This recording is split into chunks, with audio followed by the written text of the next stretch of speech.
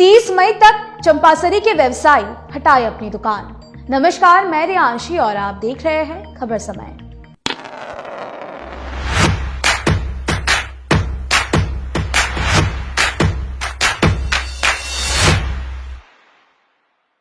माटीगाड़ा के बालासन ब्रिज से सेवक तक प्रस्तावित 4 लेन और 6 लेन निर्माण का कार्य शुरू हो जाने से व्यवसायियों में हड़कंप मचा हुआ है।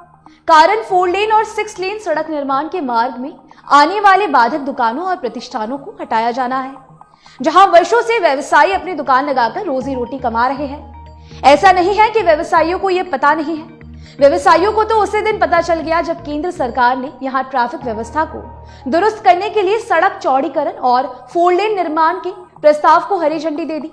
उसी समय से यहां सड़क के किनारे दुकान लगाने वाले व्यापारी, खासकर चंपासरी के व्यवसायी चिंता में थे।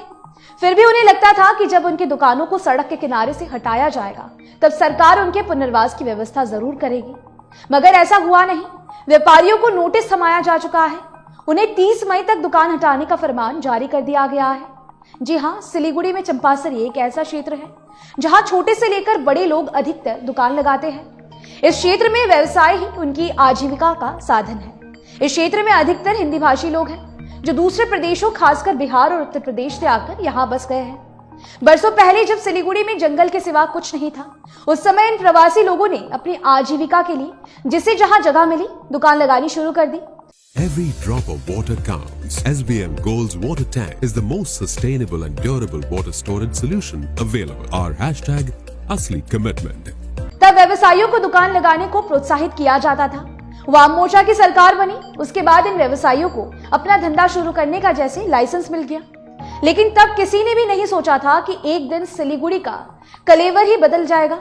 आज सिलीगुड़ी विकास की पटरी पर दौड़ रहा है। यहाँ उद्योग धंधों के विकास और सड़क परिवहन व्यवस्था दुरुस्त करने के लिए सड़क चौड़ीकरण की आवश्यकता महसूस की जा रही है। लगभग सभी क्षेत्रों में ही विकास हो रहा है। ऐसे में प्रशासन सुव्यवस्थित प्रक्रिया अपनाने के लिए कार्य कर रहा है। जिन व्यापारियों की दुकानें सरकार की परियोजना के मार्ग में बाधक बन रही है, उन्हें नोटिस देकर हटाया जा रहा है। व्यवसायी चाहते हैं कि अगर उनकी दुकान हटाई जाती है तो प्रशासन उन्हें अन्यत्र वैकल्पिक व्यवस्था प्रदान करे। जब ये योजना पास हुई तो इस बात की खूब चर्चा हो रही थी कि व्यवसायियों की दुकानें तोड़ी नहीं जाएगी और अगर इसकी आवश्यकता होती भी है तो उनका पुनर्वास किया जाएगा। ऐसा होता नहीं देखकर व्यवसायियों में नाराजगी बढ़ती जा रही है। दूसरी ओर बालासन ब्रिज से लेकर सेवक तक 4 लेन और 6 लेन निर्माण का कार्य 2024 तक पूरा करने का लक्ष्य रखा गया है। इसीलिए प्रशासनिक विभाग तो अपना काम करेगी ही। निर्माण प्रक्रिया के क्रम में पेड़ काटे जा रहे हैं, उसके बाद यहां से दुकानें हटाई जाएंगी। सड़क के किनारे दुकान लगाने वाले छोटे छोटे व्यापारियों को दुकान हटाने का निर्देश दे दिया गया है। इसके साथ ही माइकिंग भी की जा रही है। व्यवसायियों को समझ में नहीं आ रहा है कि आखिर वो करे तो क्या करे। फिलहाल तो वो चुप है, परंतु ऐसा लगता है कि अंदर ही अंदर कुछ ना कुछ सुलग रहा है। यहाँ के कुछ दुकानदारों से जब खबर समय की टीम ने बातचीत की तो दुकानदारों के बातचीत से ऐसा लगता है कि उनके दिल और आत्मा में जख्म बढ़ रहा है। कुछ लोग कहते हैं कि विकास कार्य तो होना चाहिए, परंतु ऐसा विकास नहीं जो किसी की रोजी रोटी छीन ले। बेहतर तो होता कि प्रशासन ऐसे व्यापारियों की रोजी रोटी की वैकल्पिक व्यवस्था करे या फिर अन्यत्र दुकान लगाने के लिए जगह दे। आने वाले समय में इस मार्ग में आने वाले कई बाजारों को यहां से हटा दिया जाएगा। ऐसे में न केवल व्यापारियों का रोजगार ही प्रभावित होगा बल्कि उपभोक्ता भी इससे प्रभावित होंगे।